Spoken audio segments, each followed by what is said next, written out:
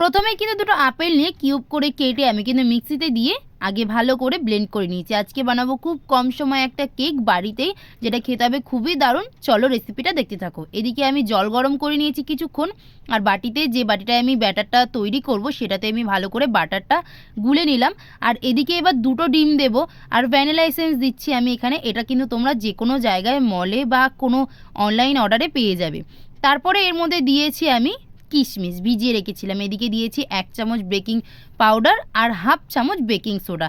এদিকে আবার দিয়েছি 1 কাপ চিনি, সেই কাপের মাপেই 2 কাপ ময়দা, আবার সেই কাপের মাপেই কিন্তু 1 কাপ তেল, আবার সেই কাপেরই 2 কাপ দুধ আমি দিয়ে দিয়েছি। এবারে দেব আসল জিনিসটা, মানে ওই আপেলের ব্যাটারটা। এবারে সব কিছুকে একসাথে দিয়ে একটু সামান্য নুন ফেলে দেব স্বাদের জন্য। এবারে পুরো ব্যাটারটাকে ভালো করে গুলবো। ততক্ষণে এদিকে আমি যে বাটিটায় সেট করব সব কিছু, সেটার মধ্যে একটু তেল দিয়ে নিয়েছিলাম।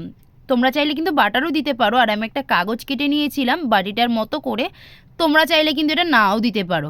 এদিকে ব্যাটারটা পুরো রেডি, আমি এর মধ্যে কিন্তু পুরোটাই ঢেলে দিয়েছি। আর আমার ব্যাটার যেহেতু অনেক হয়েছে, তোমরা যদি কম করে বানাতে চাও সব কিছুর পরিমাণ কিন্তু বুঝে তারপরে তোমরা তৈরি করো।